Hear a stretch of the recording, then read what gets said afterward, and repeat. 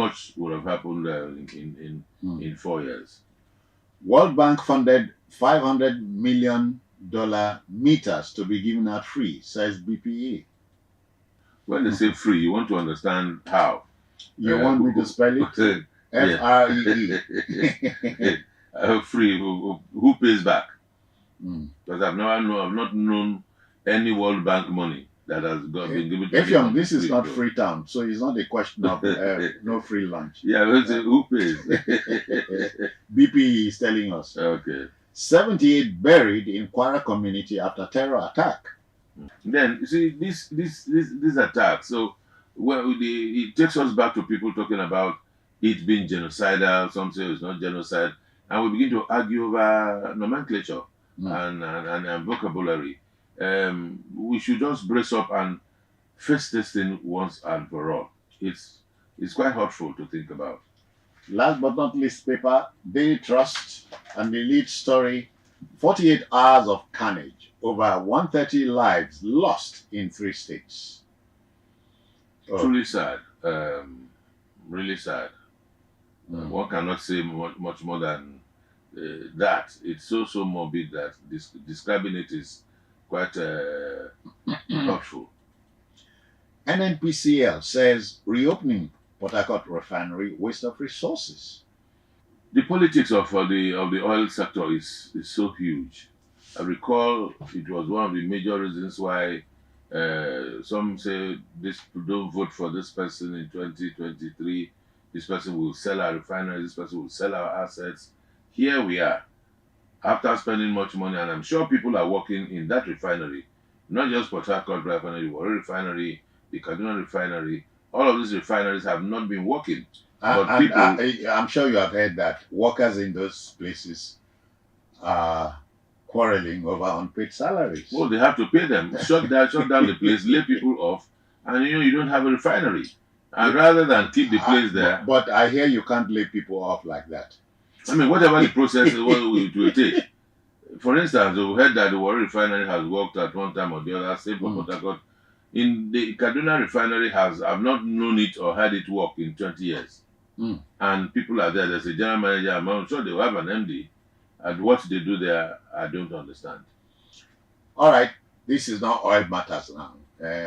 Health. Lassa fever kills doctor, infects health workers. Well, you see, it talks about the environment again.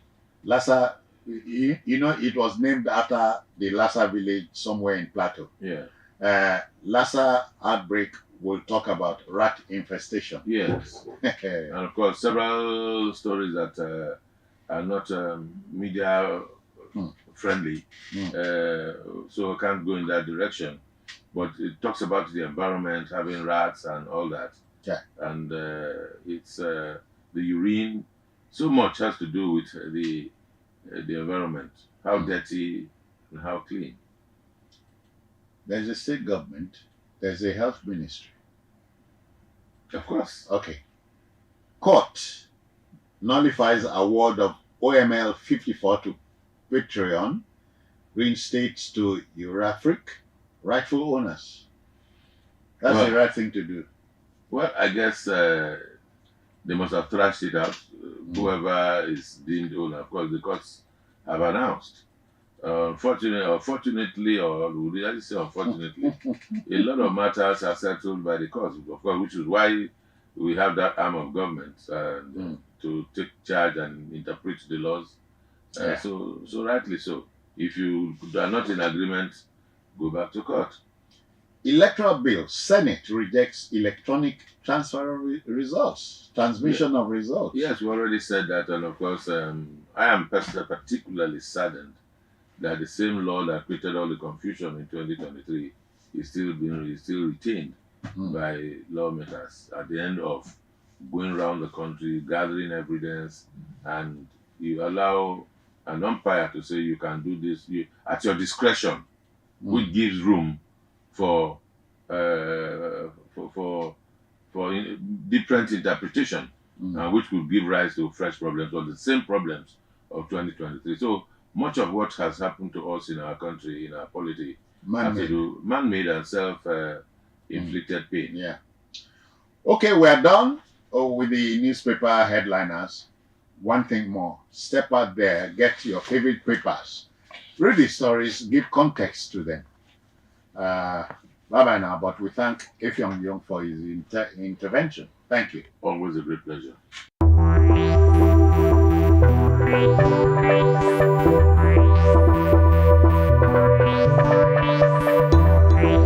From the heart of Nigerian storytelling to the front lines of premium media, Biscon Television and the Biscon Show continue to deliver the biggest events, exclusive interviews, premium documentaries, glamorous parties, and unforgettable society moments straight to your screens, on TV, and across every digital platform. The world is watching like never before as our social media presence continues to grow at lightning speed. On Facebook, our vibrant community now enjoys over 20 million views with more than 150,000 dedicated followers engaging with our daily stories.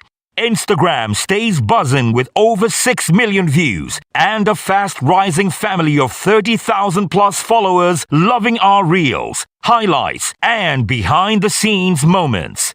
TikTok is another powerhouse for us, pushing past 9 million views with over 40,000 followers enjoying our trending clips and signature Biscon style. And on YouTube, our long-form documentaries and event specials continue to attract millions in watch time and a rapidly growing subscriber base from Nigeria and around the world. From social events to state functions, from society icons to rising stars, Biscon TV and the Biscon Show remain your trusted destination for premium content and powerful visibility. Partner with us today because your brand deserves to be seen where everyone is already watching.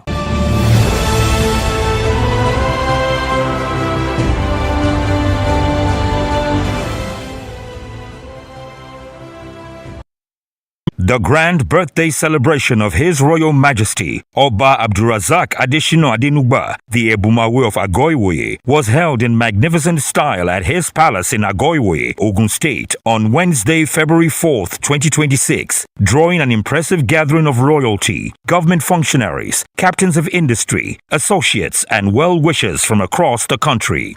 His Royal Majesty, Oba Abdulrazak Adeshino Adenugba, a first-class traditional ruler, ascended the throne on May 8, 2004, and has since distinguished himself as a calm, inclusive, and development-oriented monarch.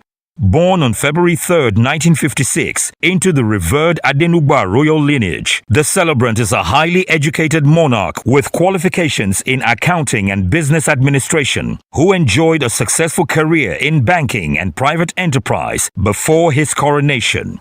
His reign has been marked by peace, unity, strong community cohesion, harmonious town and gown relations with Olabisi Onabanjo University, and consistent advocacy for security, infrastructure development, and a preservation of culture, earning him widespread respect and numerous accolades within and beyond Agoiwoye. The celebrant was warmly joined by his esteemed wife, children, and members of his household, alongside a distinguished array of guests, led by the Executive Governor of Ogun State, Prince Dr. Dapo Abiodun, who was accompanied by his deputy, Alhaja Noimot Salako Yedele. Also in attendance were the Odole Odua of the source, Sir Dr. Kessington Adebutu, GCON, and his wife, Chief Mrs. Koforola Adebutu, Are Dr. Kola Oyefeso, a retinue of royal fathers from within and outside Ogun State, including the Akaribo of Remoland, His Royal Majesty, Oba Dr. Babatunde Adewale Ajayi, and His Royal Majesty, Oba Said Ademola Elegushi Kusenla III.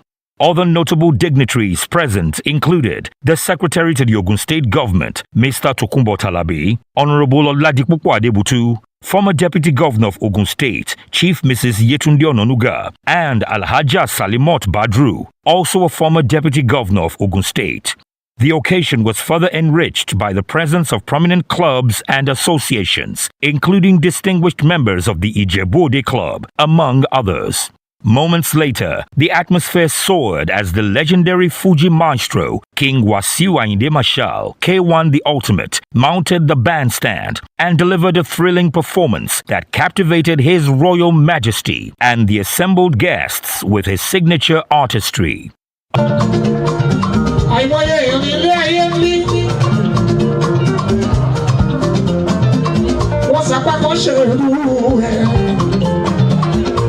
Àìtọ́sí fún wọn ẹ̀ṣẹ̀ kọ́ ara àwọn òṣèlú wọn dá.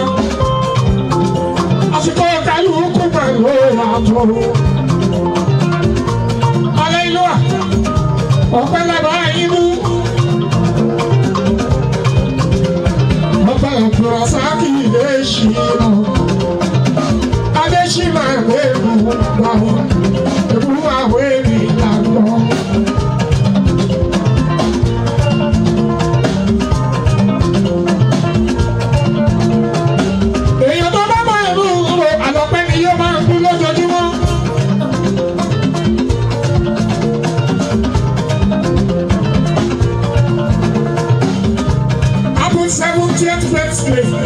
Hallelujah. Ẹ̀mí yẹn ṣe kúrú pọ̀ ẹ̀hún.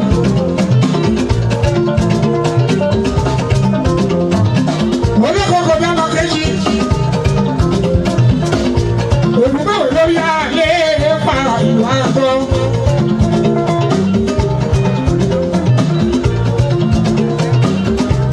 Ọkọ̀ lórí létí. Ìyàbọ̀ ìyá ẹgbẹ́ ló wà.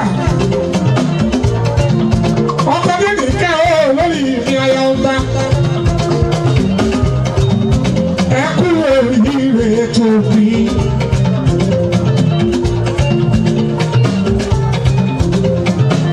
A major highlight of the day was the ceremonial cutting of the 70th birthday cake, which was officiated by His Royal Majesty Oba Dr. Babatunde Adewale Ajayi, the Akaribo of Remoland, followed by a well-coordinated photo session with the celebrant. 1,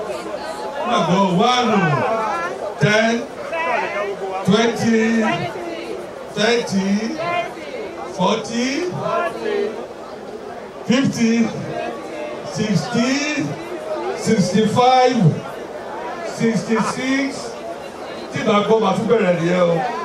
67, 68, 69, 70.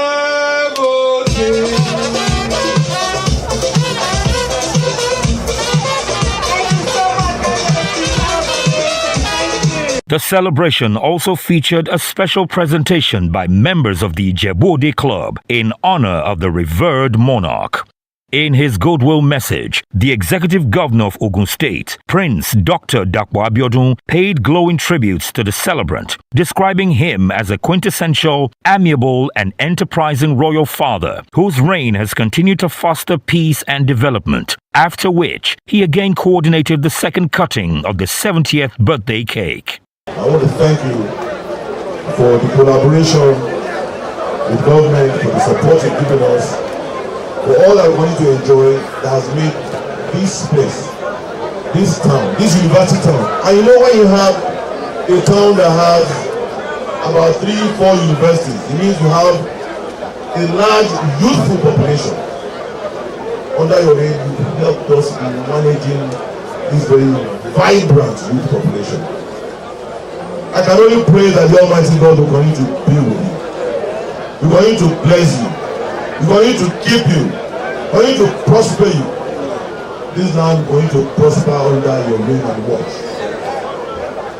He will grant you all the desires of your heart.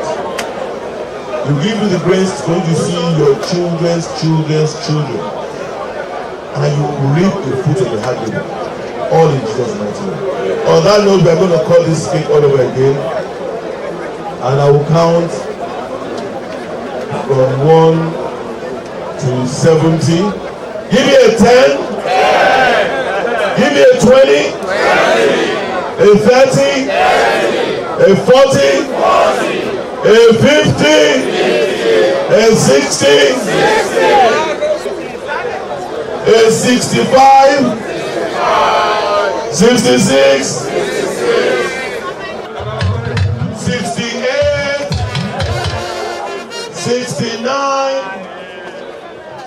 69.5, 70. Happy birthday to you. Happy birthday to you. Happy birthday, happy birthday.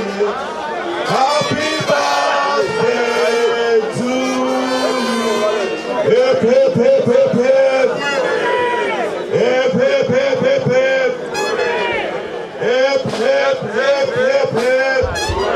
The jubilant atmosphere lingered well into the evening, with guests basking in the warmth, splendor, and happiness of the occasion, until their eventual departure, marking a truly memorable celebration of a life devoted to service, leadership, and unity.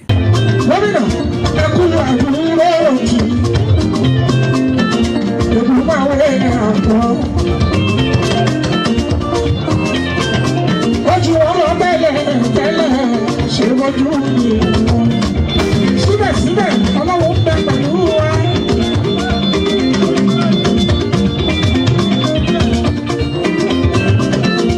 Ọyọ́ ọmọ látọ́jú, owó ọkọ̀ tó fi sọ́lá, ó kíyà kíyà.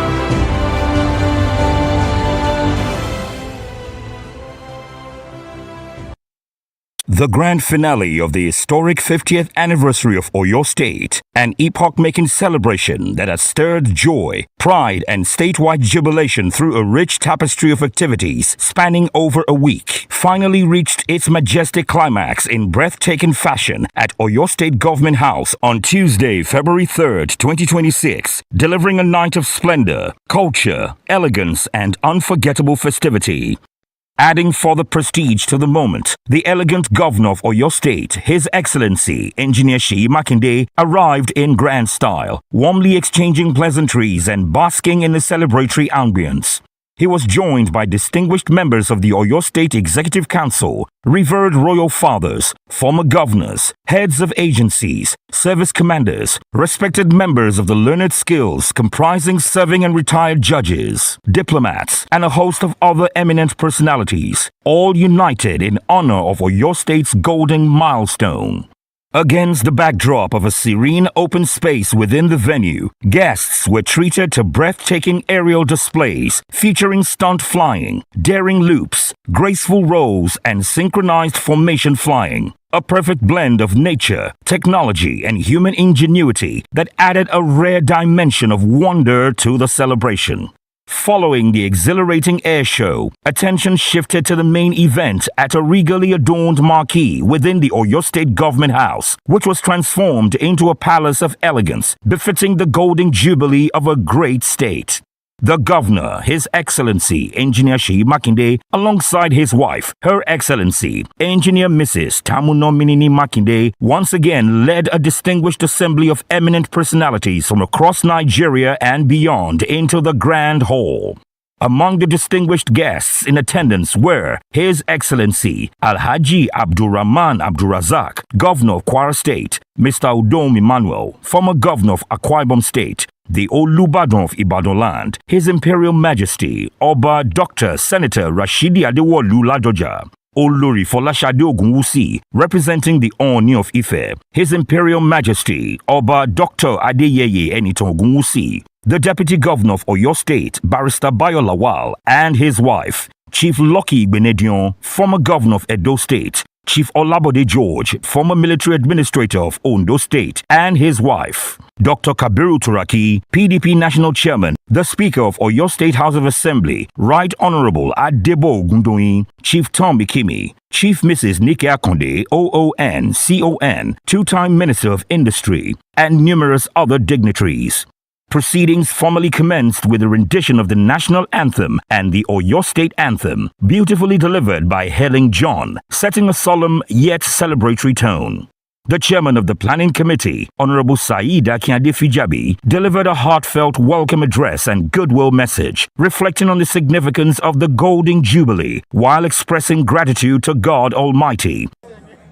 Today we are celebrating our state at 50, the state of peace, the state that we use our resources not for any other thing than more than peace.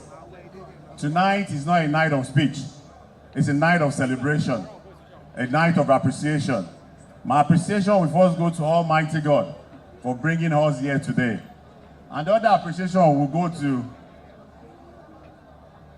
Our Excellency, Governor Muhammadu Saeed Oluwaseyi Omo Makinde, for giving us this opportunity to celebrate ourselves. At the beginning of the show, he says we are celebrating Oyo, we are celebrating our people, and we are celebrating everything that has happened in Oyo in the last 50 years. Goodwill messages flowed warmly from distinguished personalities, including General David Jembewo, former First Lady Mrs. Kemi Alawakala, and former Governor of Akwa Ibom State, Mr. Udom Emmanuel. We can see what you're doing around the state. And in Yoruba, we will say, Eti Ure, Esori. I want to congratulate everybody. And I pray that in the next 50 years, our children will be here to celebrate.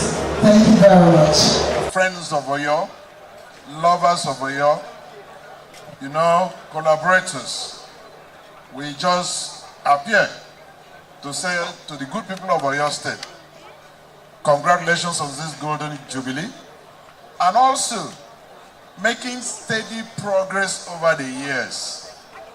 I've been to Ibadan almost every year, and whenever I come under the governorship of my brother Shane, every time you come, there's always something showing he's moving and he's working. I don't flatter people. I say things the way they are. If you are a success, and if you are a good success for that matter, I will always identify with you. I say on behalf of all the good people that are here, congratulations to the President Governor and his dear wife. Congratulations to all the past governors. Congratulations to the good people of Oyo State. More grace, I pray, when the state will be celebrating 60, the governor would have done much more than what our brother has done. Forward, ever. Backward, never. Congratulations. One of the night's most captivating moments was a stunning runway performance that showcased Oyo culture at its finest, vividly expressing its fashion, spirituality, poetry, leadership heritage, and rich musical traditions in a colorful and artistic display that drew thunderous applause. In a deeply emotional and historic segment of the evening, prestigious awards were presented to past military and civilian governors of Oyo State in recognition of their invaluable contributions. Honorees included the first military governor of the state, General David Jembewo, the late Dr. Lam Adeshino, His Imperial Majesty Oba Senator Rashidi Adewolu Ladoja, Otumba Christopher Adebayo Alawakala, Senator Isiaka Biola Jimobi, among others.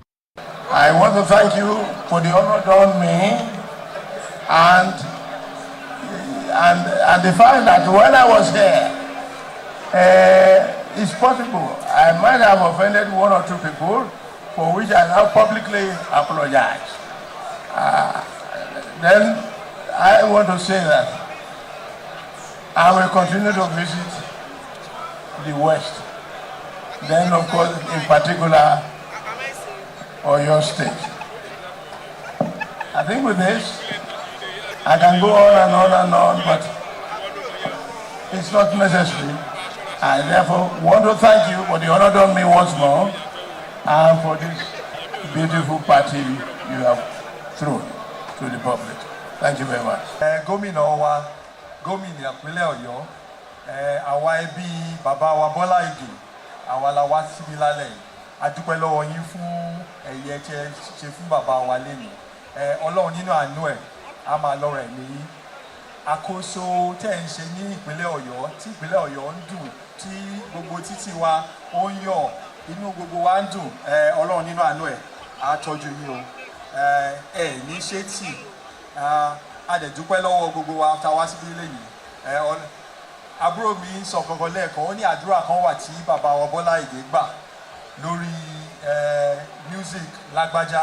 Wọ́n ní ọ̀bọ̀ bálà abókè kókókó là á bòkúta irọ́ ọkú ni wọ́n pa mádà, kò sí nǹkan tó máa ṣe gómìnà wa.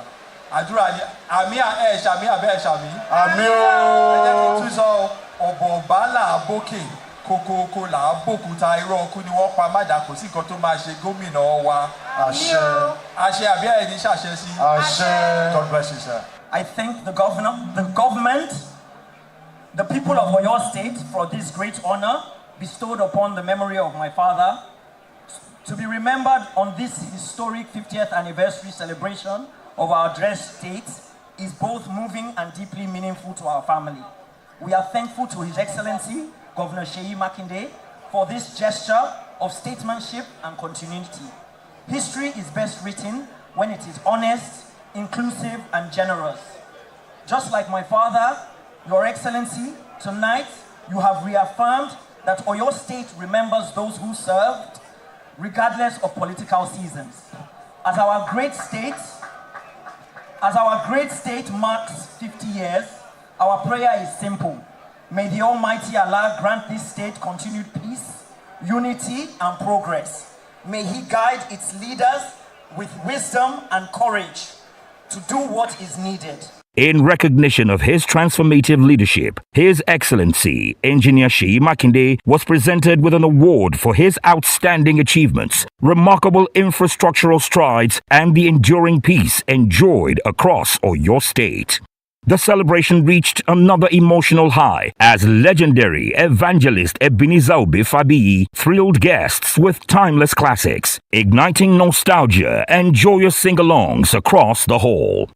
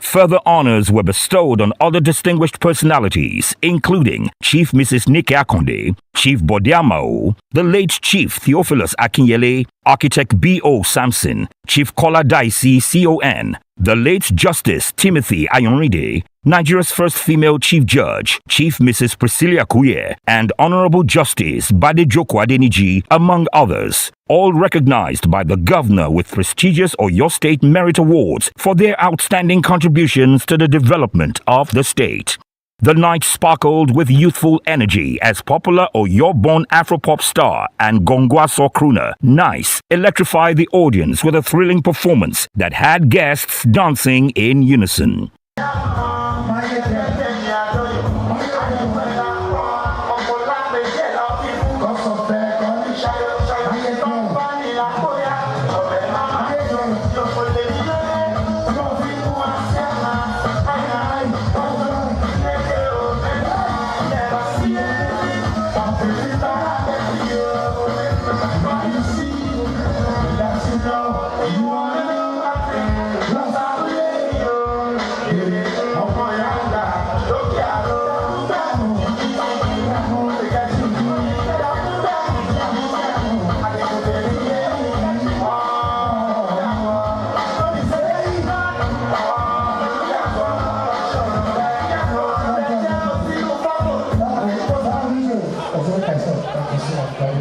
His Excellency Alhaji Abdurrahman Abdurazak, Governor of Kwara State, who also delivered a heartfelt goodwill message, congratulating the people of Oyo State and commending the remarkable progress and giant strides achieved under the current administration.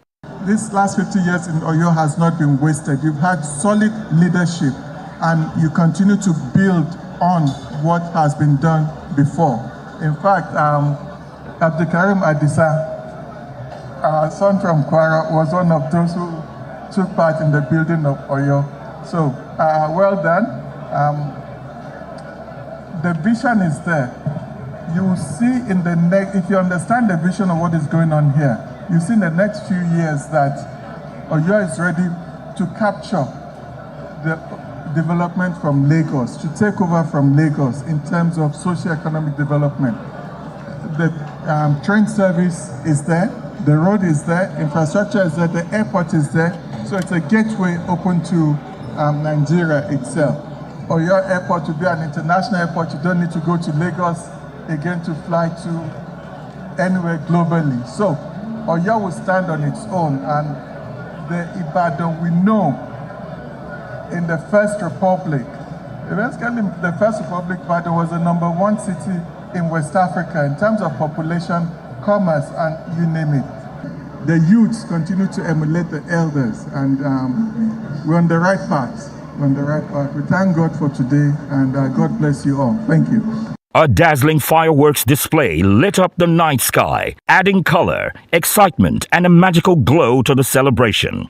In his closing remarks, the host governor, His Excellency Engineer Seyi Makinde, expressed profound appreciation to all guests for honoring the occasion, emphasizing that Oyo State stands today as a collective achievement of successive administrations whose sacrifices and dedication laid the foundation for its growth and prosperity. It's a lesson for the coming generation that when you do good to Oyo State, you will get rewarded. I will do good to Oyo State, and I'm sure the coming generation, they will remember me. They will remember that somebody once walked this path.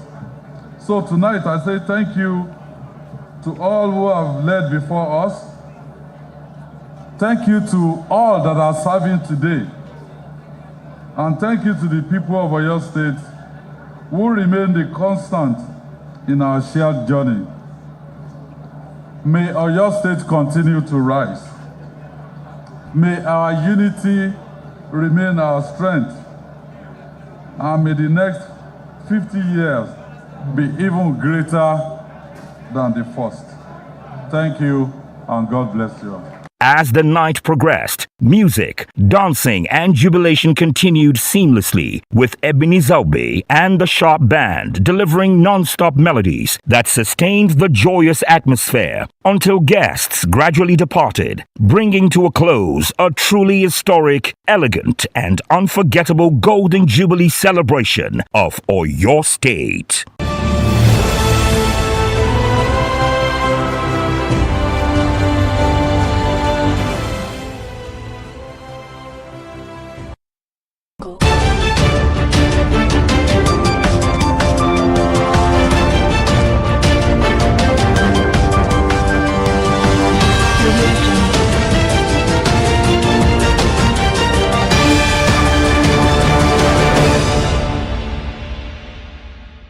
Coming to you live from our studios here in Lagos, Nigeria, this is the World News on Biscon TV.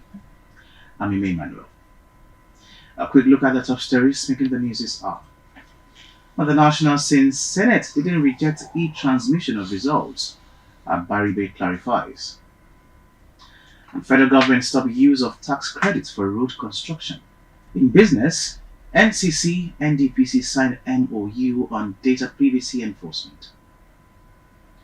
On the foreign scene, UN urges Burkina Faso junta to reverse political party ban.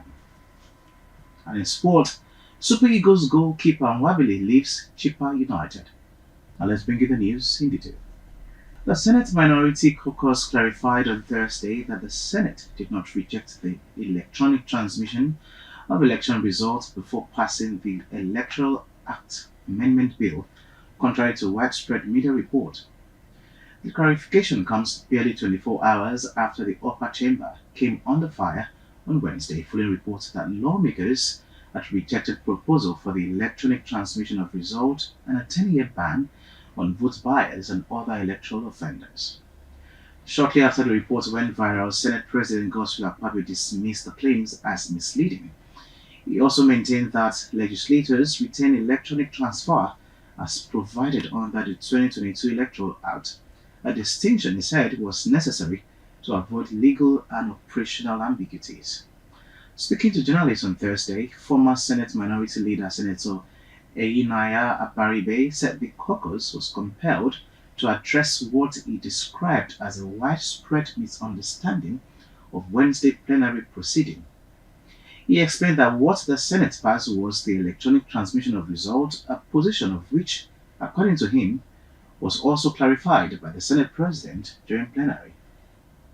Away from that, the federal government has ended the system where big companies use their tax money to build roads instead of paying it into the government's account. From now on, the government insists that all road projects must be handled through the normal budget process approved by the National Assembly. The executive chairman of the Nigeria Revenue Service, Mr. Zach Adedeji, made this known on Wednesday. He explained that this change is necessary to follow the Nigerian constitution and financial laws. Mr. Adedeji said that even though the plan was meant to help the country, it was causing a problem with how the law works. He stated that the job of the tax office is to collect money, not to decide how the money is spent on construction.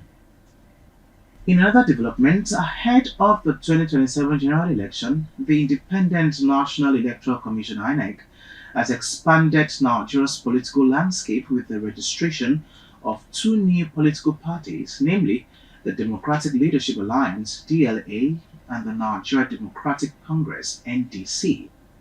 Speaking on Thursday at the first regular consultative meeting with political party, INEC Chairman Professor Joash Amupiton SAN announced the registration of the DLA and NDC, bringing the number of registered political parties to 21. While the DLA emerged successful following a rigorous verification process, the NDC was registered in compliance with the Federal High Court order. Despite new addition, Professor Amupiton expressed deep frustration with the growing spate of internal disputes currently rocking several political parties. The Commission again confirmed its readiness for the FCT Area Council election scheduled for February 21, 2026. And still on the news, Governor Seyi Makinde of Oyo State has approved the appointment of Major General Lukman Tokunbo Omoni, retired, as his executive advisor on security coordination. The appointment, contained in a letter signed by the Secretary to the State Government, Professor Musibau Babatunde, is with immediate effect. While congratulating Omoni on the appointment, Governor Makinde urged him to ensure effective coordination of security activities in the state with a view to making every part of the state safe and everyone secure. General Omoni, retired, is a seasoned senior infantry officer who has held various command staff and instructional appointments in military formations and units. We'll take a quick break here. When we come back, it will be business news.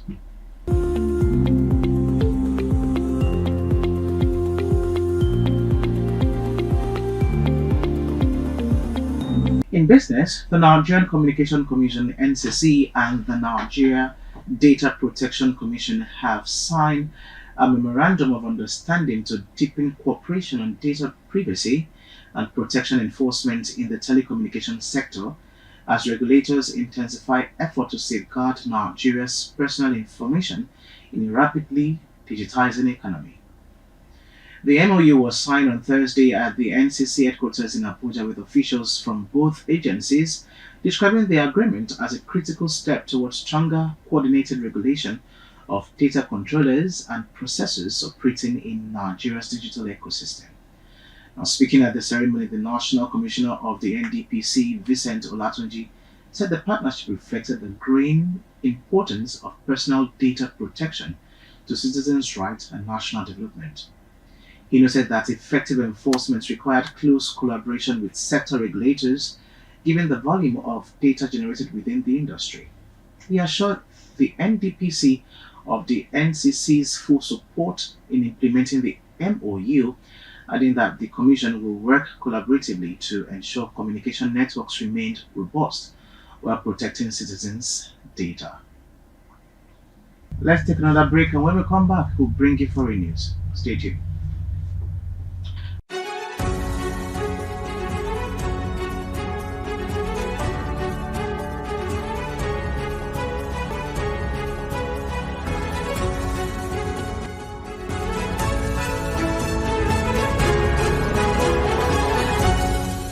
Welcome back. On the foreign scene, the United Nations Rights Chief called on Thursday on the Burkina Faso government to halt all repression of civic space and to overturn its plan to prohibit all political parties.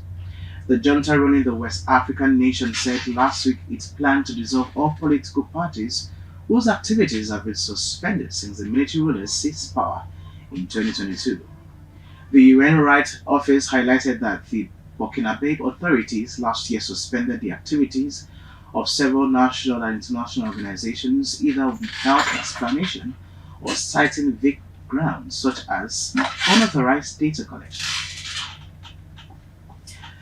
Up next is sports news.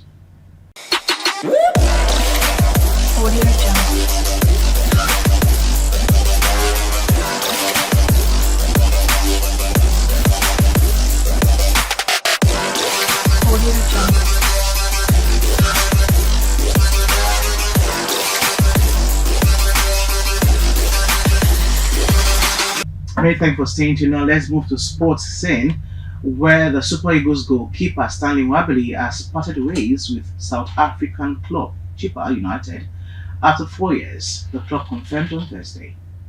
In a statement, Chippa United said Nwabali is requested to leave the club despite signing a 3-year contract extension in 2024, adding that it had agreed to grant its release.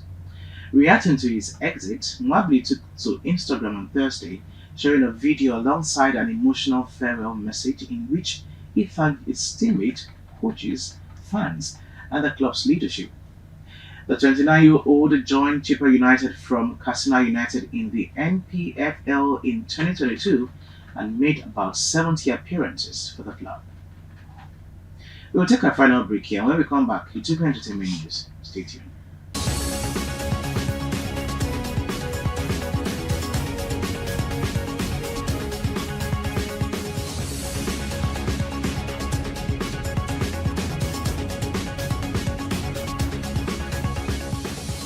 And finally, on entertainment news, Nigerian makeup artist and creative entrepreneur Teresa Emekwara, popularly known as Teslam, has officially received a Guinness World Record plaque and medal after confirmation of a 146-hour continuous makeup application marathon held in Lagos.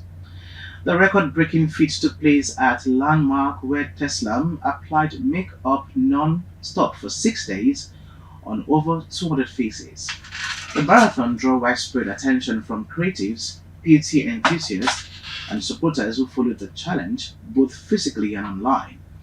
Describing the experience, Teslam said this record represents discipline, faith, and the power of community. And that's it on the news on Biscon TV. But before we go, let's look at the headlines that made the news this hour.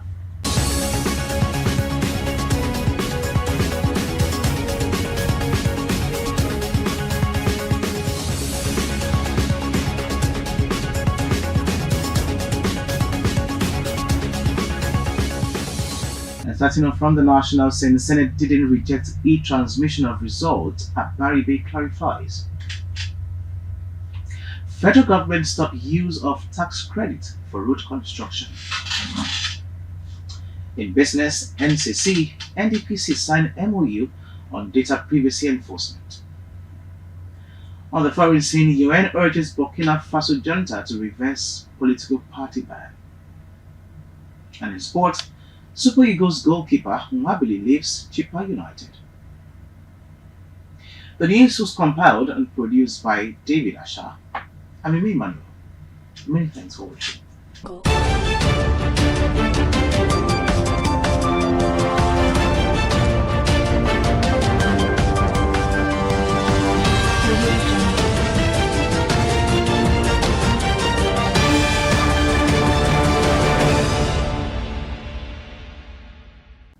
Hello, folks. I greet you from the stable of Biscon Television.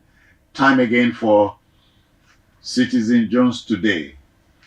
It's a situational discussion on TV. We interrogate the issues, very many issues. They hit us at the speed of thought, you know.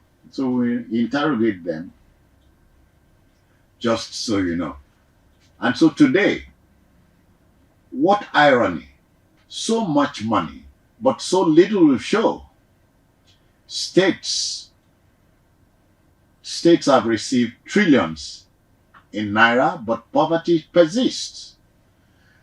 You know, the phrase, so much money, yet so little will show, describes a powerful irony of modern life, the accumulation of vast financial resources without a corresponding increase in true wealth, happiness, or tangible lasting accomplishments.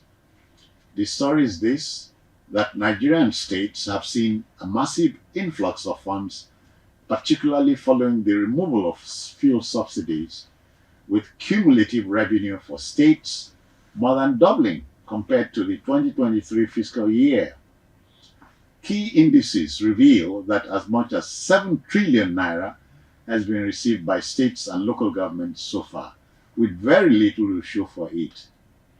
The general complaint is that of greeting poverty everywhere you turn. Whereas many states are experiencing high revenue, especially the oil-bearing states, there's a very high gap in performance, with many relying on federal allocations rather than the internally generated revenue. Shall we provoke the conversation? My conversationalist today is a gentleman who understands what we are talking about. So let's meet and greet Sir Chris Akwaram. Chris, I greet you. I greet you too. Yeah. Of course, you know the picture I'm painting. Yeah. Well, so much money, but yet so little to show. You know, they say anything that you see growing up outside has its mother inside. Okay. We've never really planned for governance.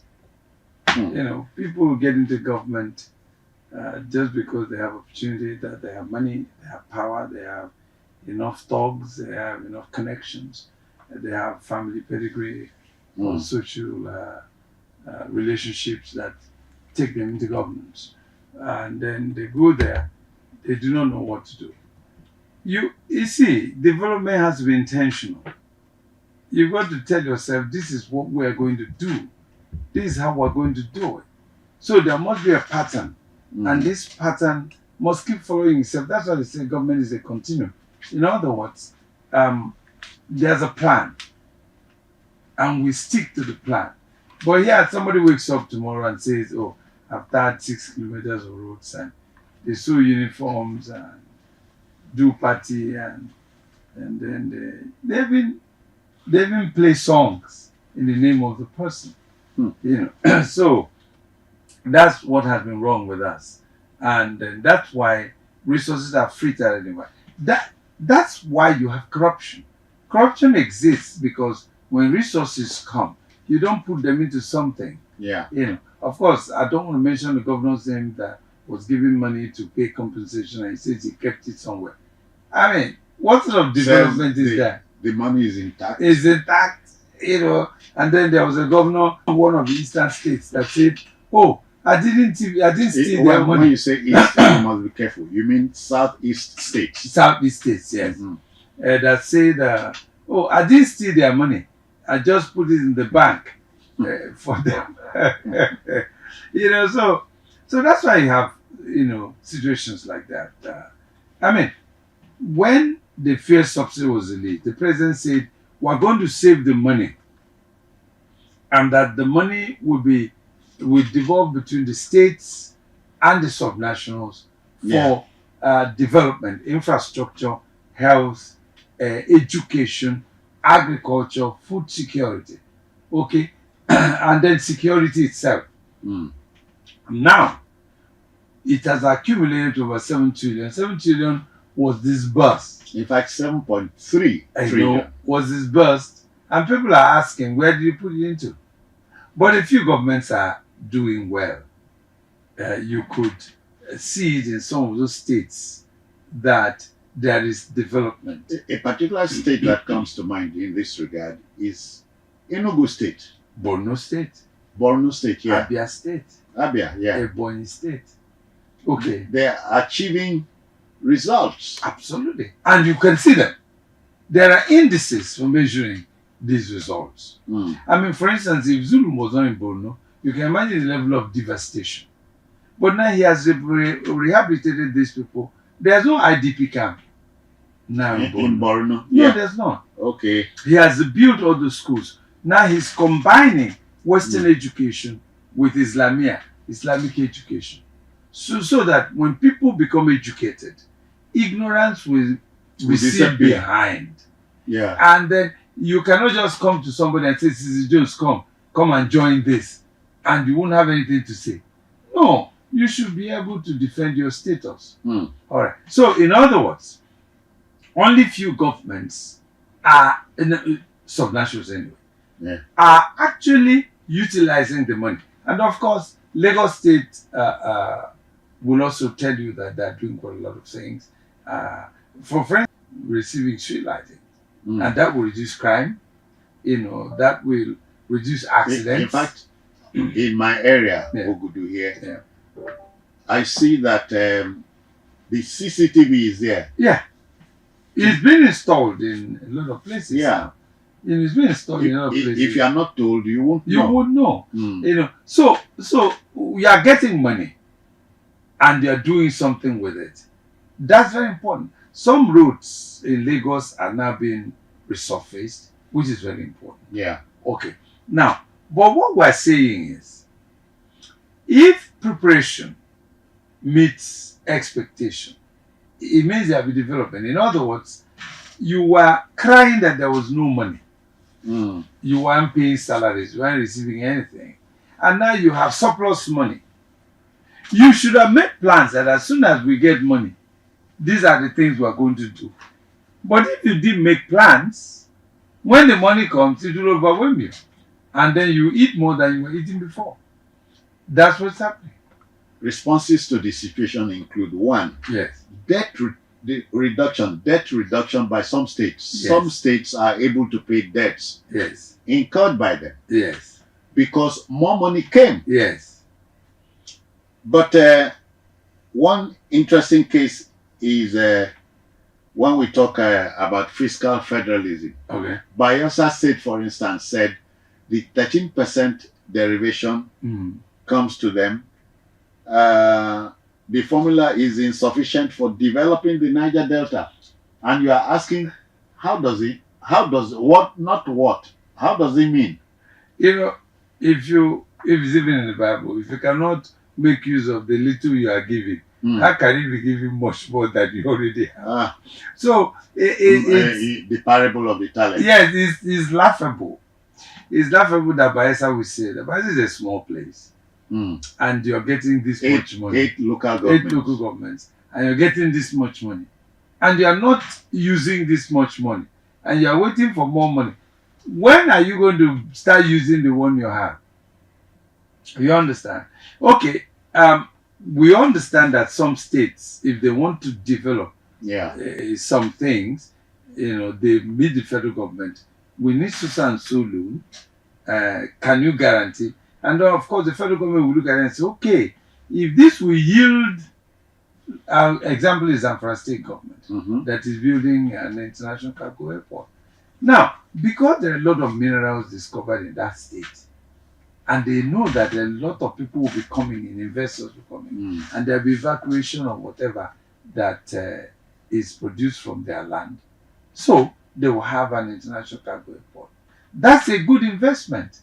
So even when you borrow money to invest in that, you are going to do what you are going to get the money back. Well, Now, that's what I meant when in my preamble I talked about many states not just waiting for the federal allocation, monthly, while they are ignoring internally generated revenue. Osun State, for instance, like Zamfara, Osun is rich in gold deposits. Absolutely. So Osun should be able to develop modalities for utilizing with the federal government, Federal Ministry of Solid Minerals, what they've got. In other words, Osun should be able to develop, since they have internally generated revenue, aside what FAC gives the states. But may I introduce Ondo State here? Okay. After Venezuela, yes, it is a known fact that the second largest deposit of bitumen is in Ondo. Is in Ondo State. Yes. So why should Ondo State be importing bitumen, and for that matter, states in the southwest, by extension Nigeria? You know, I do remember there was a time. I think it was during Buhari's time that they said we're not going to import bitumen, we're going to get bitumen from Ondo. Now there's an established Federal Ministry of Solid Minerals now that is working. Now, how can Ondo State be importing bitumen? How can states in the whole South be importing bitumen? And by extension Nigeria. In other words, some states are not prepared to work. Take, for instance, we still import clay from China. Okay. But, the whole of Abia, Imo, Benue, you have clay. Oh, really? Yeah, so why are we importing clay? And the idea is not intended to tar any state with any. No, we're just saying what it is. Today's Akwa Ibom and Cross River State were responsible for the world's production of palm oil many years ago. You are asking in a 21st century Nigeria, why must my country, your country, be importing palm oil when we have the thing here? Yeah, I'll give you an example. 65% is research done. 65% of everything you see on the shelf in the supermarket has palm oil. Okay. In different and you know, as I said not too long ago elsewhere. Yes. If you told the everyday Cross River Akwa Ibom man on the street that the soap we use in having a bath and in washing our clothes, elements of palm oil. Palm oil, derived from palm oil. It will sound Greek to him. Exactly. Now, do you know that between Benue and Kogi State, for instance, and parts of Enugu State where you have cashew, there is no what's it called, fruit juice processing factory. Good. The fruits you can ask for in this life. Yes. In the middle belt. If you don't find it, you can't find it anywhere. Yes. Now, however, including Taraba, or the Mambila Plateau ends, those highlands. Now, in the 80s, I heard that we could grow apple here. And we could grow grapes, right? Okay. Grapes, yeah. Now, for instance, Israel is a desert country. Yes. But they have grapes. Countries around the world import grapes from Israel. And olive oil. And olive oil. So what's the magic? Now, even Israel, this cactus plant, Israel now makes wine from cactus. Okay. All right. So, because there are certain areas like you have in Plateau, Nasarawa, they have all cactus in Israel. Really? So they've domesticated it. Now, in other words, if people from Benue, Kogi, parts of Enugu State will buy fruit juice from Lagos. Isn't there something wrong with the system? Huh. But all these fruits in season, you see them rotten. Storage. It's a problem. You can't store them for long.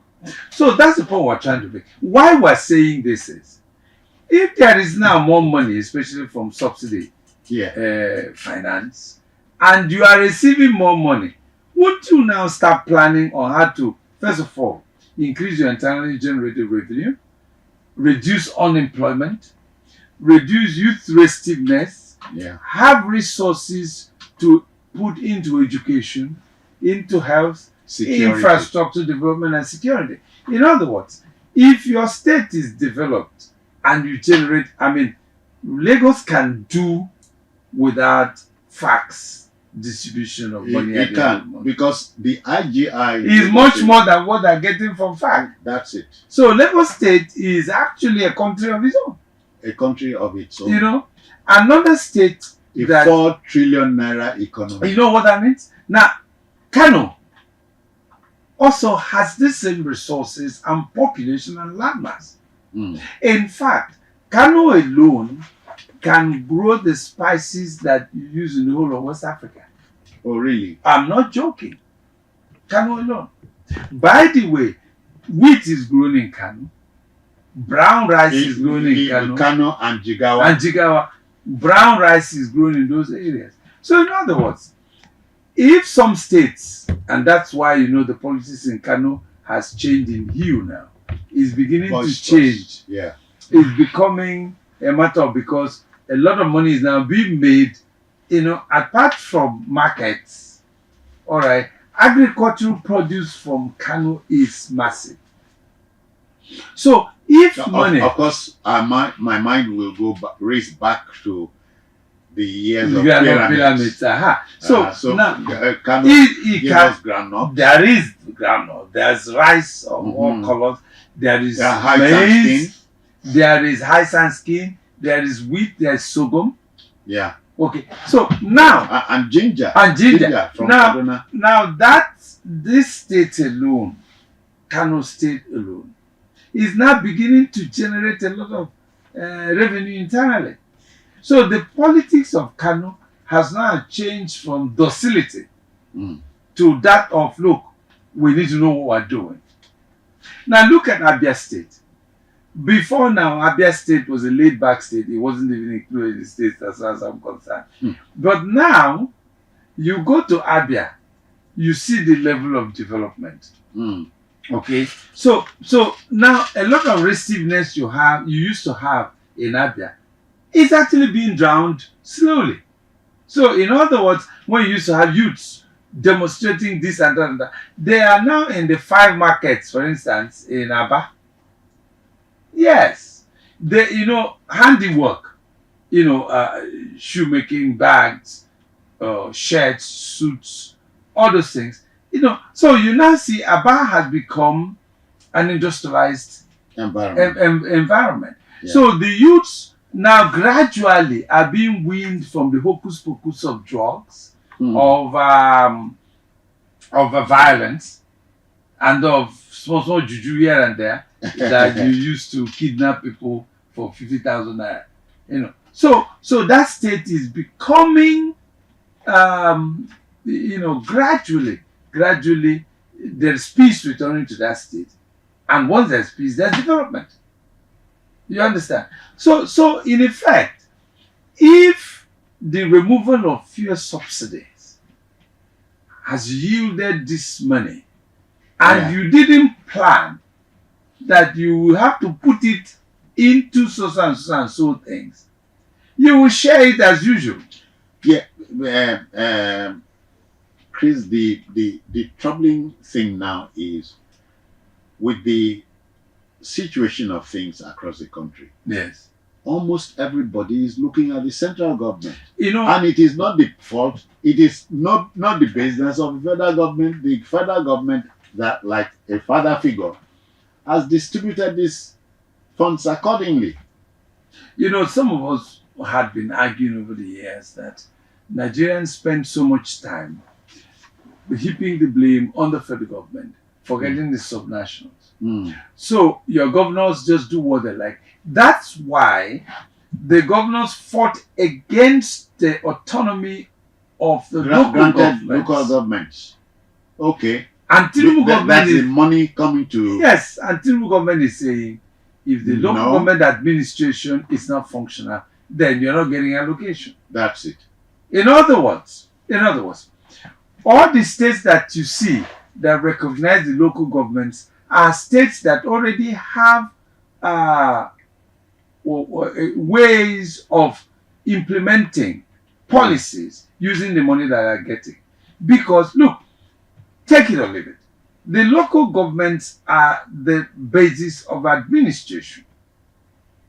Now, if you get it right in the local governments and your local governments begin to develop, it will reduce the influx of people into the urban areas. Yeah. In other words, the exodus. Yes, will now gradually be reversing. Centers. Yeah. Now, look at Lagos State, for instance. You see that their local governments are beginning to develop. So a lot of people are going towards the local governments now. Imagine if local governments, about 774 in my country, your country, receive their funds directly. And they're using it. And using it effectively. So the pressure on the states will also reduce. Yeah. And the pressure on the local government, the federal government, will reduce as well. So the answer is in the question. It is. Because, and this, it also boils down to who are you electing to govern you. That's it. Abia State has been electing a group of non-performers until they elected Dr. Alex Otti. And now people turn around to say, oh, really? So it's possible to have development. Abia State strikes me as a state for the future, because when the news came that Abia was now becoming self-sufficient in electricity supply, thanks to Dr. Naji. Yes.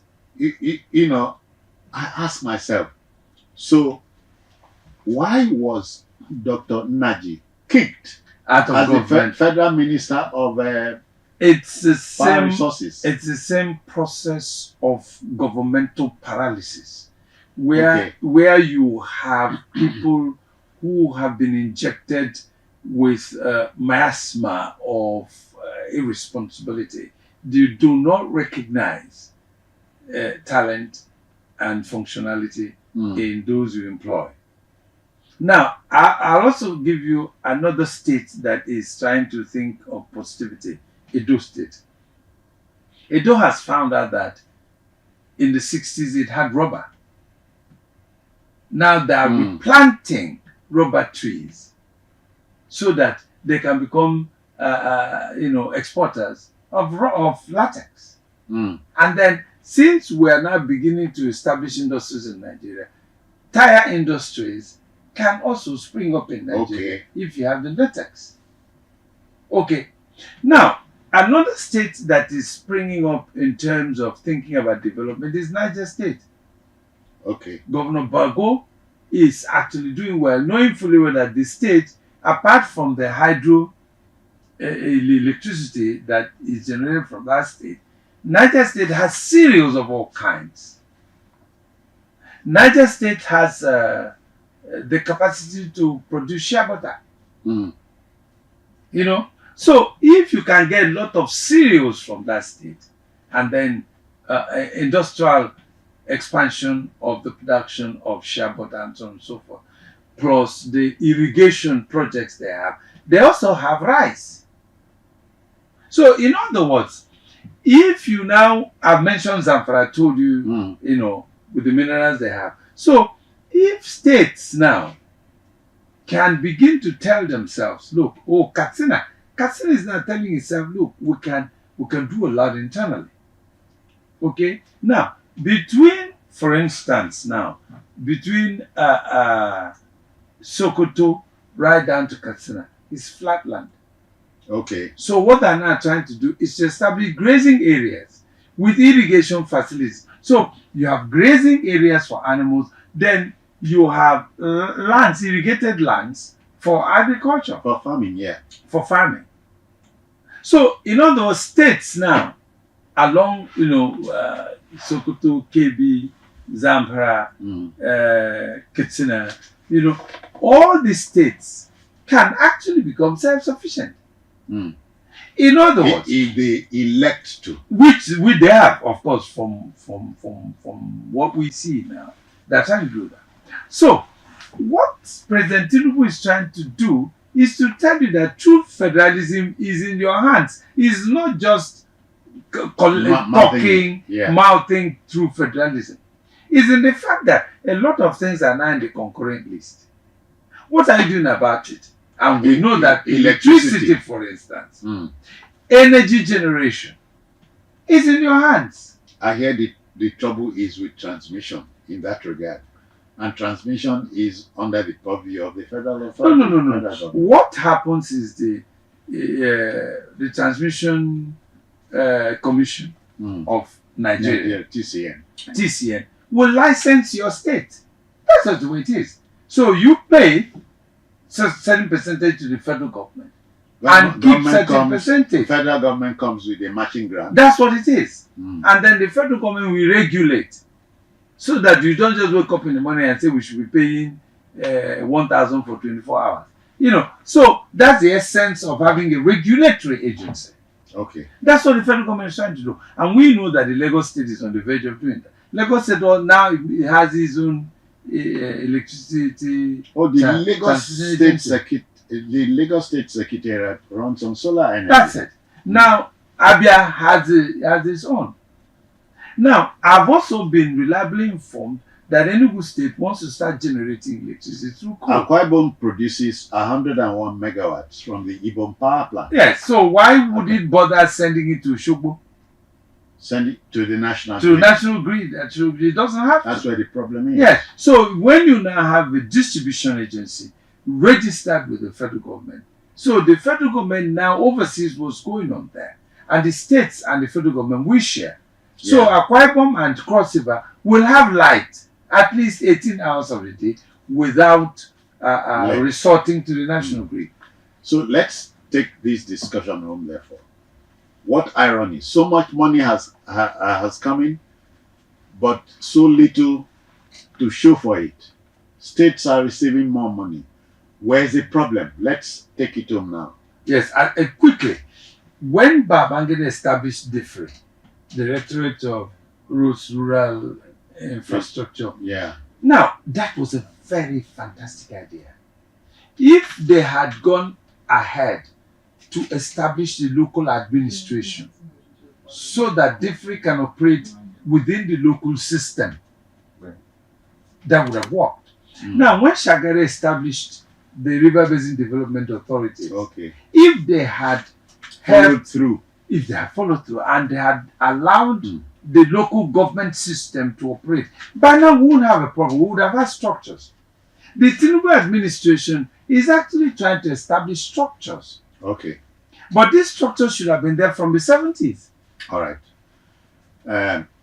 Chris, we must apply the brakes. We have made our point. But we won't go without thanking you for your time. Thank you. So, folks, we're done. Stop heaping blame on the central government. Your state governor, your local government chairman receives so much money. So why do you still complain? You know the right thing to do. Chris Akwarando, thank you for your time. It's a pleasure. Thank you. We're out of here. Thank you.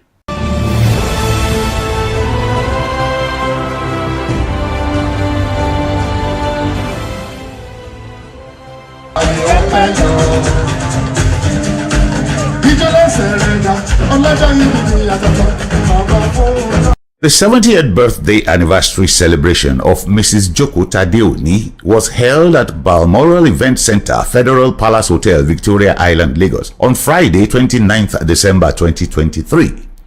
The event began with a Thanksgiving service conducted by Pastor Itua Ighodalo of Trinity House. The opening prayer was by Pastor Jelomi Goti with hymns by the Trinity House Church Choir. The celebrant, Mrs. Joko Oni, her children, grandchildren, friends and family members danced into the hall with Lao Lugbenjo performing.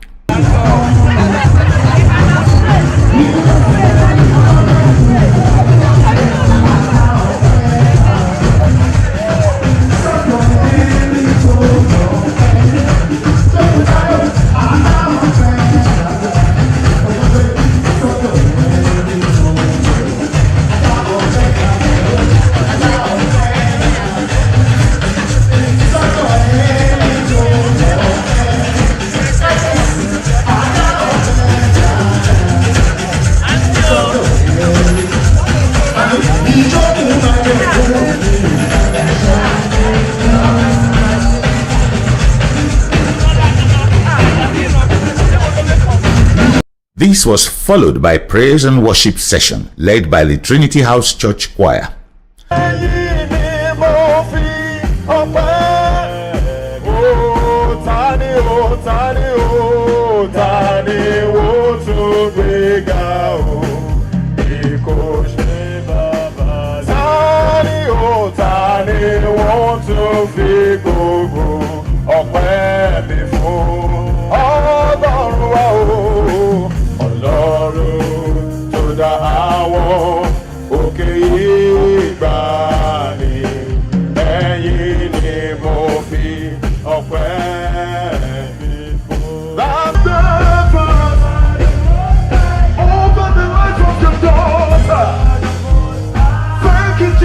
We're singing today.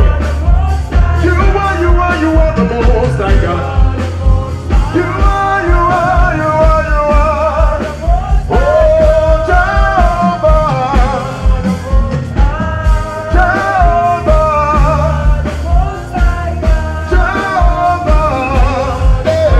The first Bible reading was taken by Adeni Yoni, son of the celebrant, followed by the second hymn, Immortal Invisible God, led by the Trinity House Choir.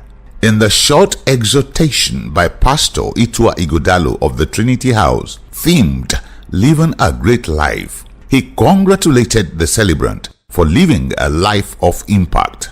He advised her to get closer to God and take things easy henceforth while praying for her. My dear sister Joko Tade, allow God to bless you and allow him to make you and allow him to direct you.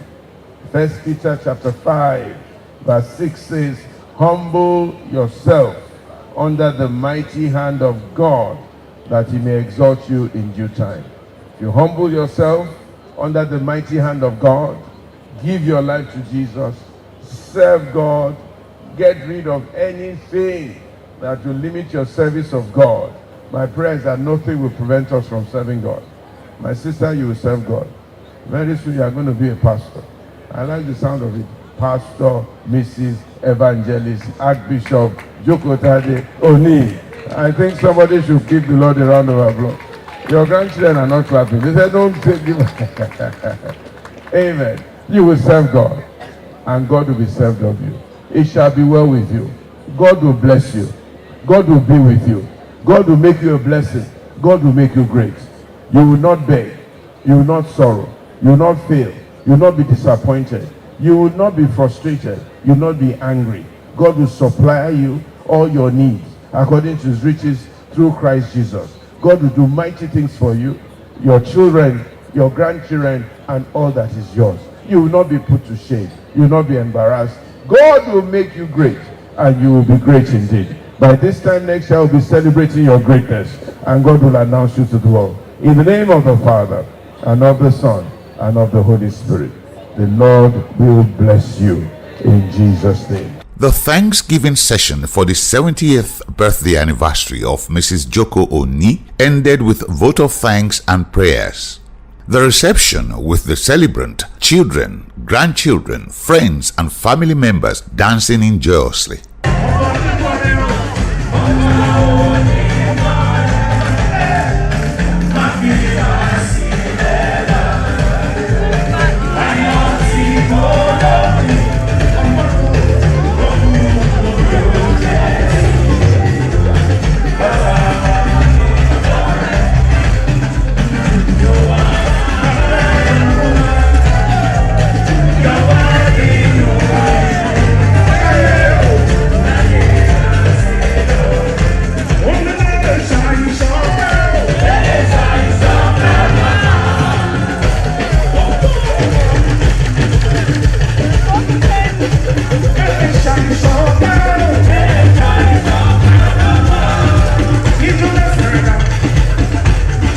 The opening prayer was by Prophet Israel Oladele Ogundipe, also known as Genesis. The highlights of the event were tribute-paying session by friends and family members, cutting of the birthday cake, toast, and dance. I'm wishing my mother here many more years to come. She's been a very tremendous person. She's been a great woman. A socialite, of course, as everybody knows that. And I would say that she's a great person and she has very good children. Children who are well-bred, well-mannered, and very successful ones at that. Okay? She has two sides to her, a social life and a very strict the way she's brought up her children. That's why they turned out very well. She's one of my sisters. So please put your hands together for a very great woman here. Because she's an exceptional friend. We've started from where we are very, very young. And up to now, most of the time, we don't contact each other, but we're very close. She's a very, very close friend. Happy birthday. I wish you all the best. Forever, higher. Forward ever, backward never. I will go on with and you are 70, but you don't look 70. May the Almighty God continue to guide you. You've been a big auntie to every one of us. You're always there for us, praying for us, wishing us well. Auntie my prayer, be careful with me. Ṣé kò lè jù tó ń tọ́jú ẹ̀ ṣé kò sí wàhálà àdúrà lè fi ràn wá lọ́wọ́ àdúrà náà lè gbẹ̀yìn lágbára Ọlọ́run. You continue to grow stronger in good health and you continue to be there for us. Ẹ̀dẹ̀ pẹ̀ fún wa. May the Lord be with you always. And by the grace of God, you've just started. Your wishes will come true.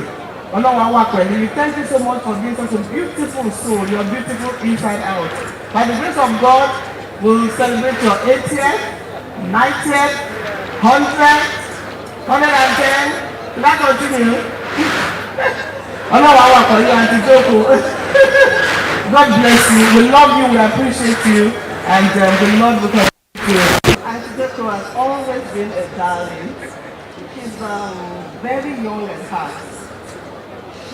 The way she patronizes with everybody is so amazing because even the younger ones, the ones younger than us, when she's with them, the way she acts very young at heart, very friendly. Supportive, very friendly, very accommodating, very nice. And above all, she's a sweetheart. Happy birthday, Auntie. I wish you the best in life. I pray you continue to look beautiful, continue to look friendly, and we hope you're not going to quarrel with anyone today. Thank you. Love you so much, Auntie. Dignitaries in attendance were Otumba Femi Pedro, Dame Abimbola Fashola, Chief Mrs. Nike Akande, OONCON, Bintu Tinubu, Prince Samuel Adedoyin, Mrs. Adebisi Shoson, Chief Alex Duduyemi, Alhaji Razak Okoya and wife Folashade Okoya, Mrs. Modupe Jemi Benwon, Bashorun Dele Momodu, Honorable Abike Dabiri Erewa, Princess Abba Folawiyo, Mrs. Iretia Semota, Chief Mrs. Bola Duhati, Mrs. Jumoke Oyeneyi, Mrs. Fumi Osunsade. The cutting of the birthday cake was by Chief Mrs. Nike Akande and toasted by Adefunlola Oni, the celebrant's son. 10, 20, 30, 40, 50, 60, 61, 62, 63, 64, 65, 66, 67, 68, 68 and a half, 69, 69 and a half, 70. Happy birthday. The birthday give us grand music. Members of Ibadan Grammar School and the Mountaineers made special presentation and tributes in support of one of their own. The 70th birthday anniversary celebration of Mrs. Joko Oni ended on a hearty dancing note with Laolu Benjo performing big time till the end.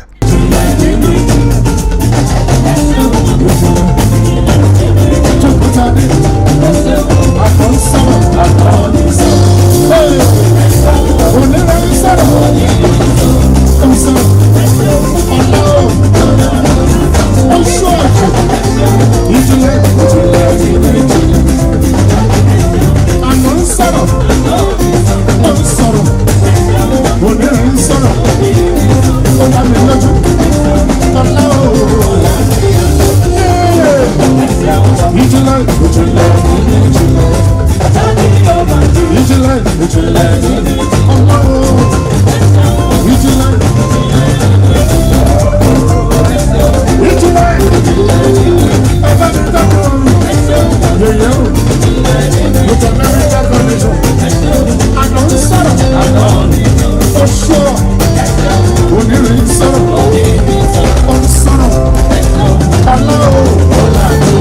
Biscon Communication Global Media Network congratulates Mrs. Joko Oni, Chief Executive Officer, Gold Rush Jewelry, on the glorious ascension to the 7th floor.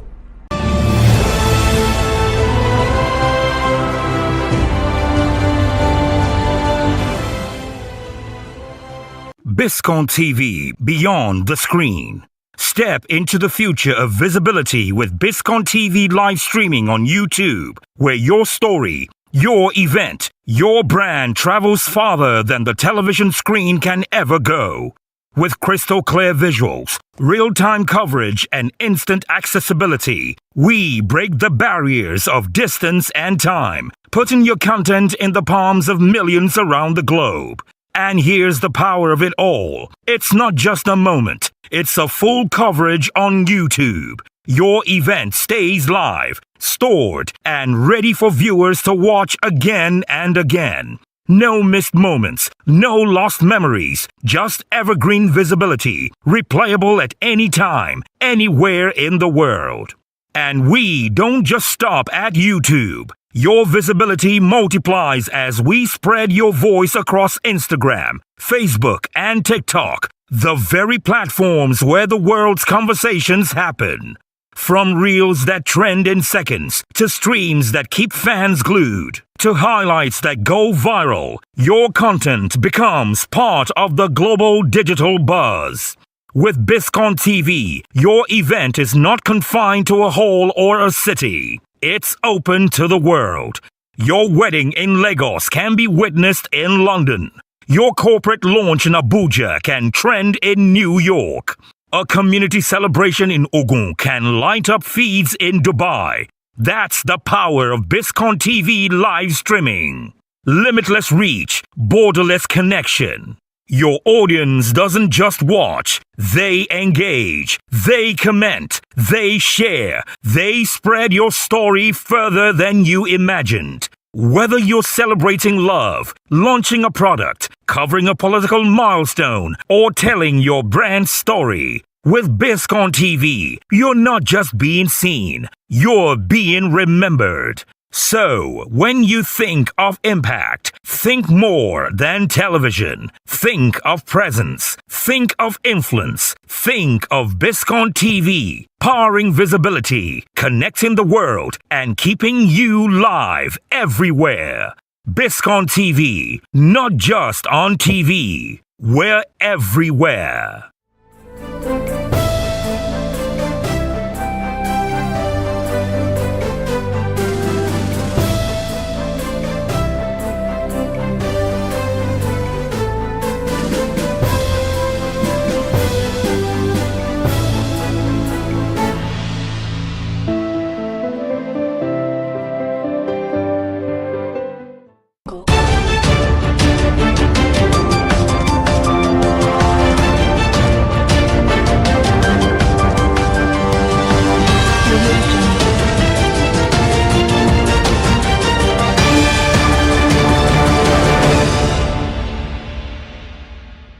Coming to you live from our studios here in Lagos, Nigeria, this is the World News on Biscon TV. I'm Emmanuel. A quick look at the top stories making the news is up. On the national scene, Senate didn't reject e-transmission of results, Barry Bay clarifies. And federal government stopped use of tax credits for road construction. In business, NCC and NDPC signed MOU on data privacy enforcement. On the foreign scene, UN urges Burkina Faso junta to reverse political party ban. And in sport, Super Eagles goalkeeper Nwabili leaves Chippa United. Now let's bring you the news in detail. The Senate Minority Caucus clarified on Thursday that the Senate did not reject the electronic transmission of election results before passing the Electoral Act Amendment Bill, contrary to widespread media report. The clarification comes barely 24 hours after the upper chamber came under fire on Wednesday, following reports that lawmakers had rejected proposal for the electronic transmission of results and a 10-year ban on vote buyers and other electoral offenders. Shortly after the report went viral, Senate President Godswill Akpabio dismissed the claims as misleading. He also maintained that legislators retain electronic transfer as provided under the 2022 Electoral Act, a distinction he said was necessary to avoid legal and operational ambiguities. Speaking to journalists on Thursday, former Senate Minority Leader Senator Eyinaya Abaribe said the caucus was compelled to address what he described as a widespread misunderstanding of Wednesday plenary proceeding. He explained that what the Senate passed was the electronic transmission of results, a position of which, according to him, was also clarified by the Senate President during plenary. Away from that, the federal government has ended the system where big companies use their tax money to build roads instead of paying it into the government's account. From now on, the government insists that all road projects must be handled through the normal budget process approved by the National Assembly. The executive chairman of the Nigeria Revenue Service, Mr. Zach Adedeji, made this known on Wednesday. He explained that this change is necessary to follow the Nigerian constitution and financial laws.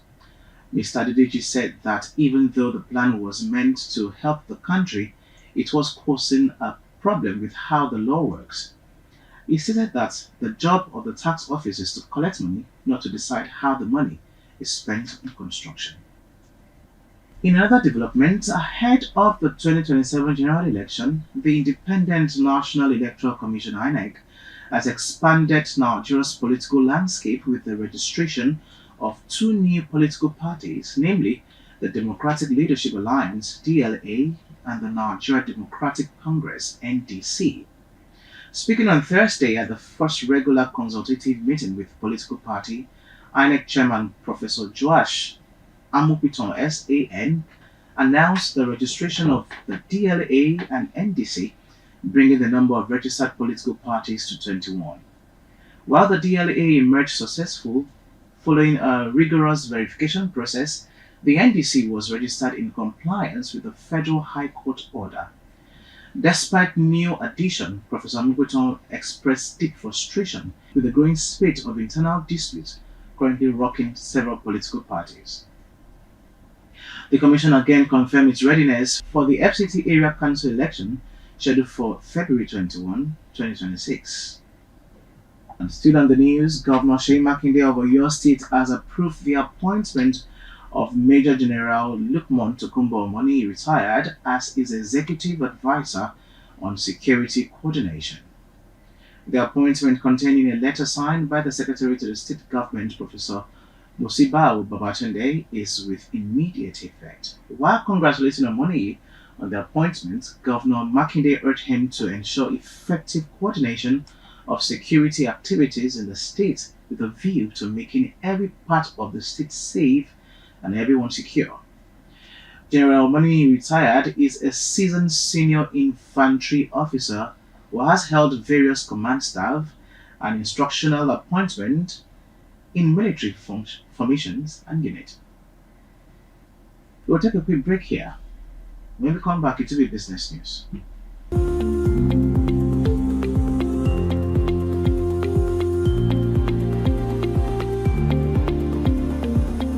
In business, the Nigerian Communication Commission (NCC) and the Nigeria Data Protection Commission have signed a memorandum of understanding to deepen cooperation on data privacy and protection enforcement in the telecommunications sector as regulators intensify efforts to safeguard Nigeria's personal information in a rapidly digitizing economy. The MOU was signed on Thursday at the NCC headquarters in Abuja with officials from both agencies, describing the agreement as a critical step towards stronger coordinated regulation of data controllers and processors operating in Nigeria's digital ecosystem. Now, speaking at the ceremony, the National Commissioner of the NDPC, Vincent Olatunji, said the partnership reflected the growing importance of personal data protection to citizens' rights and national development. He noted that effective enforcement required close collaboration with sector regulators, given the volume of data generated within the industry.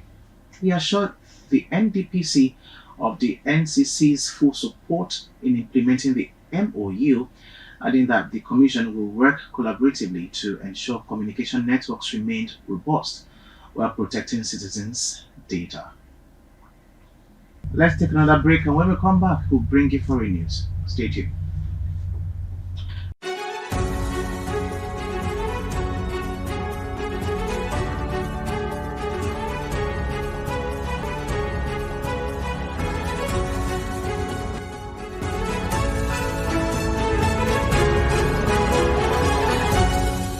Welcome back. On the foreign scene, the United Nations Rights Chief called on Thursday on the Burkina Faso government to halt all repression of civic space and to overturn its plan to prohibit all political parties. The junta running the West African nation said last week its plan to dissolve all political parties whose activities have been suspended since the military rulers seized power in 2022. The UN Rights Office highlighted that the Burkinabe authorities last year suspended the activities of several national and international organizations, either without explanation or citing vague grounds such as unauthorized data collection. Up next is sports news.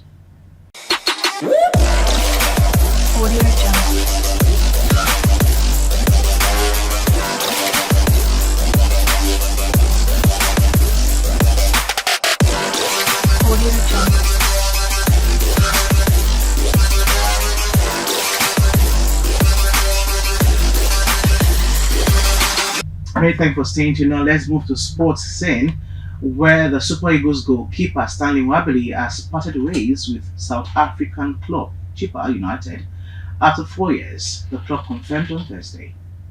In a statement, Chippa United said Nwabali is requested to leave the club despite signing a 3-year contract extension in 2024, adding that it had agreed to grant its release. Reacting to his exit, Nwabali took to Instagram on Thursday, sharing a video alongside an emotional farewell message in which he thanked his teammates, coaches, fans, and the club's leadership. The 29-year-old joined Chippa United from Katsina United in the NPFL in 2022 and made about 70 appearances for the club. We will take our final break here, and when we come back, YouTube Entertainment News. Stay tuned.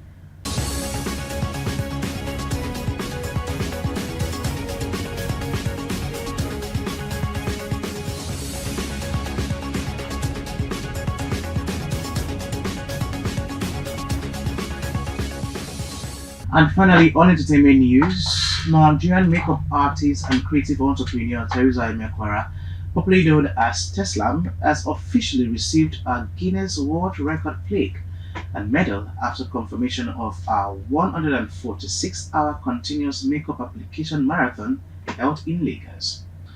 The record-breaking feat took place at Landmark, where Teslam applied makeup non-stop for 6 days on over 200 faces.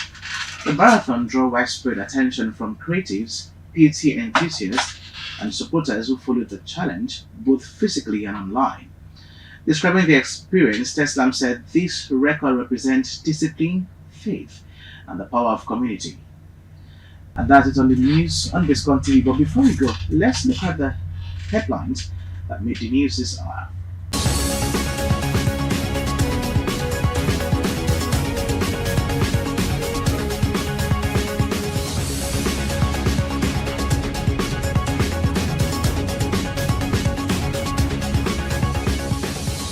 Starting off from the national scene, the Senate didn't reject e-transmission of results at Barry Bay clarifies. Federal government stopped use of tax credit for road construction. In business, NCC, NDPC signed MOU on data privacy enforcement. On the foreign scene, UN urges Burkina Faso junta to reverse political party ban. And in sport, Super Eagles goalkeeper Nwabali leaves Chippa United. The news was compiled and produced by David Asha. I'm Emmanuel. Many thanks for watching.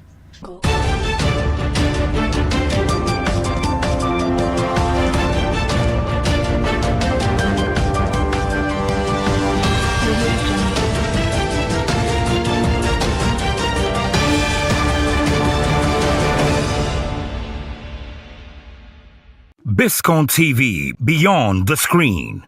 Step into the future of visibility with Biscon TV live streaming on YouTube, where your story, your event, your brand travels farther than the television screen can ever go. With crystal clear visuals, real-time coverage, and instant accessibility, we break the barriers of distance and time, putting your content in the palms of millions around the globe. And here's the power of it all. It's not just a moment, it's a full coverage on YouTube. Your event stays live, stored, and ready for viewers to watch again and again. No missed moments, no lost memories, just evergreen visibility, replayable at any time, anywhere in the world. And we don't just stop at YouTube. Your visibility multiplies as we spread your voice across Instagram, Facebook, and TikTok, the very platforms where the world's conversations happen.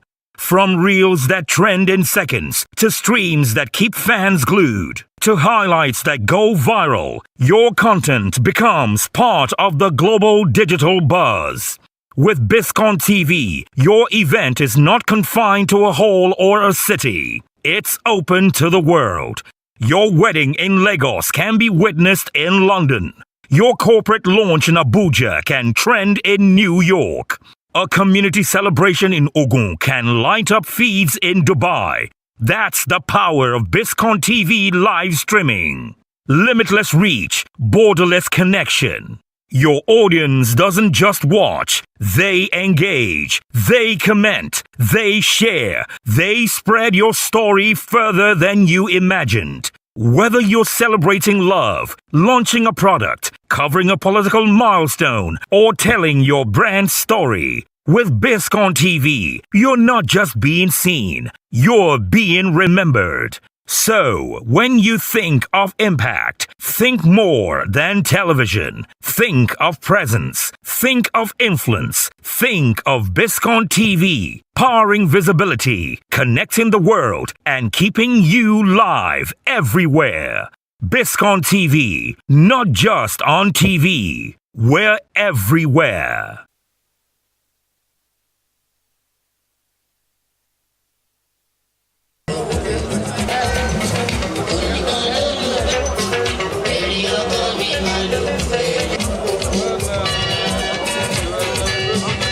Okay, carry on. Of course, they sing already. That's a very good sing.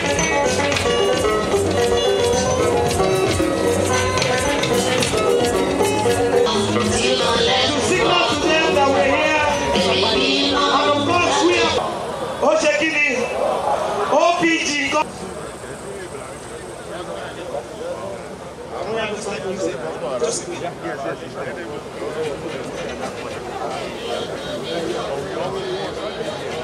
Tó bá fi dá mi mà kọ́ lè kí pilot wá kí gómìnà lọ.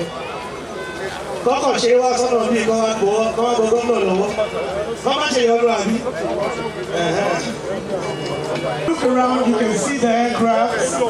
Just three looking like 17. I'm coming.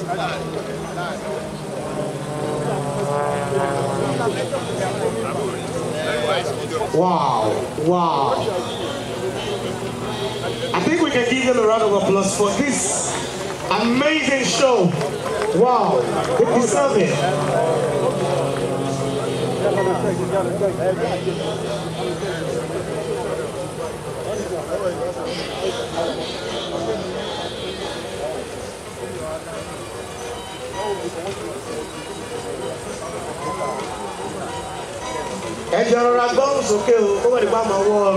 Wow, wow, wow. Can you see the sparkling? Ele yàtọ̀ sọ́yọ̀ tọ́ ẹ̀. Bẹ́ẹ̀ ni àbí bẹ́ẹ̀ kọ́.